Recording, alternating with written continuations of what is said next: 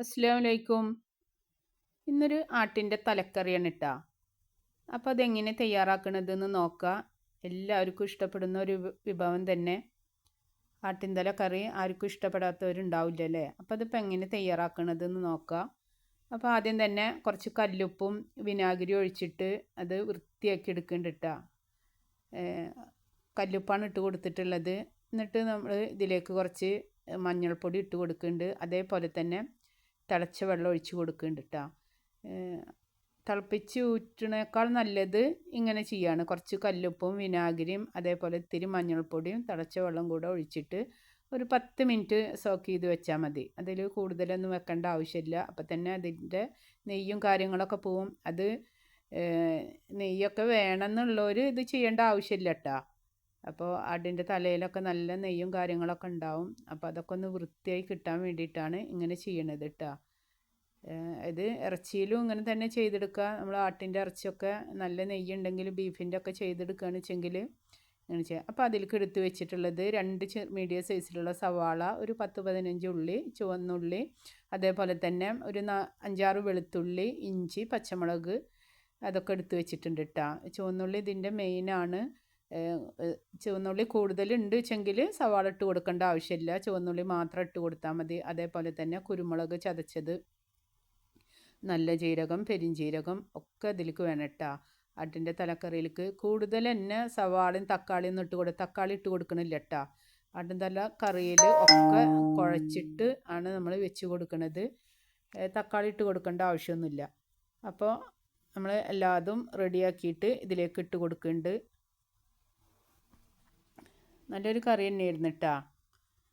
എന്നിട്ട് ഈ ഉള്ളിയും ചെറിയ ഉള്ളിയൊക്കെ ഇതിൻ്റെ ഉള്ളിലേക്ക് ഒക്കെ ഇറക്കി കൊടുത്ത് പച്ചമുളകൊക്കെ ഇതിൻ്റെ ഉള്ളിലേക്ക് വെച്ചിട്ട് അതിന് ശേഷം പിന്നെ മസാലപ്പൊടികളൊക്കെ ഇട്ടിട്ട് ഒരു 10-15 മിനിറ്റ് തന്നെ ഒന്ന് കൂടെ സോക്ക് ചെയ്ത് വെക്കട്ടോ.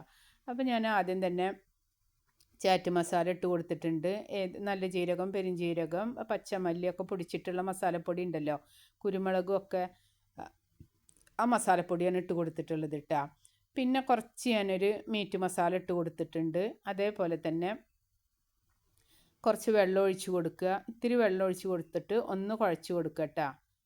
മഞ്ഞൾപ്പൊടി ഇട്ട് കൊടുക്കുക കേട്ടോ. ഇത്തിരി വെള്ളം ഒഴിച്ചിട്ട് മസാലപ്പൊടികളൊക്കെ ഒന്ന് പിടിക്കുന്നത് വരെ തന്നെ ഒന്ന് തിരിച്ച് മറിച്ചൊക്കെ ഇട്ട് കൊടുത്തിട്ട് ഒരു 10 മിനിറ്റ് ഒന്ന് സോക്ക് ചെയ്ത് വെക്കുക. ഇത് വലിയ തലയായ കാരണം ഒരു 10 വിസിൽ അടിക്കണം കേട്ടോ. 10 വിസിലെങ്കിലും അടിച്ചെടുക്കണം. നിങ്ങൾക്ക് ആവശ്യമുള്ള വിസിൽ അടിച്ചാൽ ഞാനിതിൽ 10 വിസിൽ അടിച്ചിട്ടുണ്ട് കേട്ടോ. ഇതിൻ്റെ മെയിനായിട്ടുള്ളത് ചെറിയ ഉള്ളിയാണ്. സവാള ഇട്ട് കൊടുക്കണമെന്നില്ല. ചെറിയ ഉള്ളി ഉണ്ടെങ്കിൽ ചെറിയ ഉള്ളി മാത്രം ഇട്ട് കൊടുത്താൽ മതി കേട്ടോ. ഞാൻ കുറച്ച് ചെറിയ ഉള്ളി ഉള്ളത് കാരണമാണ് ഒരു 2 സവാളം കൂടെ ചെറുതെടുത്തിട്ടുള്ളത്. അപ്പോൾ കുറച്ചും കൂടി മസാലപ്പൊടി കുറവുണ്ട് കേട്ടോ. എരിവൊക്കെ ഒന്ന് കുറവുണ്ട്. അപ്പോൾ ഒരു ടേബിൾ സ്പൂൺ. ഇതിൻ്റെ മെയിനായിട്ട് കുറച്ച് കൂടുതൽ തന്നെ എരിവ് വേണം കേട്ടോ ഇതിലേക്ക്, എന്നെങ്കിലാണ് അതിൻ്റെ ടേസ്റ്റ് ഉണ്ടാവുള്ളൂ. അതേപോലെ കുരുമുളക് ചതച്ചത് ഇട്ട് കൊടുക്കുക. ഇഞ്ചി വെളുത്തുള്ളി പേസ്റ്റൊക്കെ ഇട്ട് കൊടുക്കുക.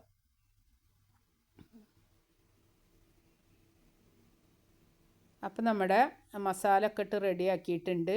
ഇത്തിരിയും കൂടി മസാല കുറവുണ്ട് കേട്ടോ. അപ്പോൾ ഞാൻ കുറച്ചും കൂടെ മല്ലിപ്പൊടി ഇട്ട് കൊടുത്തിട്ടുണ്ട്.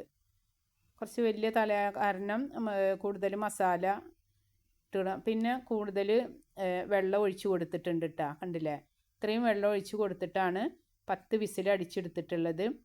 എന്നിട്ട് കുറച്ച് വെളിച്ചെണ്ണ ഒഴിച്ചിട്ട് ഒരു ടേബിൾ സ്പൂൺ വെളിച്ചെണ്ണ ഒഴിച്ച് കൊടുത്തിട്ട് വേപ്പിലയും ചെറിയ ഉള്ളി ഒരു ഇത്തിരി ഉലുവയും കൂടെ ഇട്ടിട്ട് വറവെടുക്കുക. അതിലേക്ക് നമ്മൾ കുറച്ച് മല്ലിപ്പൊടിയും അതേപോലെ തന്നെ കുറച്ച് മുളക് പൊടി, ഒരു കളറ് കിട്ടാൻ വേണ്ടിയിട്ടാണ് കേട്ടോ. തലക്കറിയിൽ ഒരു കളറ് കിട്ടാൻ വേണ്ടിയിട്ടാണ് ഇങ്ങനെ തൂമിച്ച് കൊടുക്കുന്നത്. എന്നിട്ടൊന്ന് വഴറ്റിയെടുക്കുക. വന്ന് വരുമ്പോൾ തന്നെ ഇത് നന്നായിട്ട് തന്നെ കളറ് മാറി കിട്ടും. എന്നിട്ട് ഇതിലേക്കാണ് നമ്മൾ ഈ തലക്കറി ഇട്ട് കൊടുക്കുന്നത് കേട്ടോ. നന്നായിട്ട് തന്നെ കളറ് മാറി കിട്ടിയിട്ടുണ്ട്.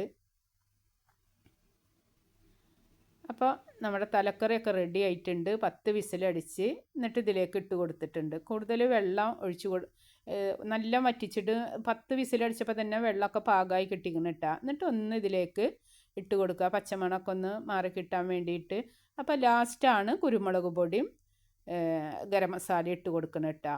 അപ്പോൾ നമ്മുടെ തലക്കറി ഇവിടെ റെഡി ആയിട്ടുണ്ട്. ചോറിലേക്ക് അടിപൊളിയാണ്. നിങ്ങൾക്ക് ഇഷ്ടപ്പെട്ടാൽ ഷെയർ ചെയ്യണം, ലൈക്ക് ചെയ്യണം, സബ്സ്ക്രൈബ് ചെയ്യണം. എല്ലാവർക്കും ഷെയർ ചെയ്ത് കൊടുക്കട്ടോ.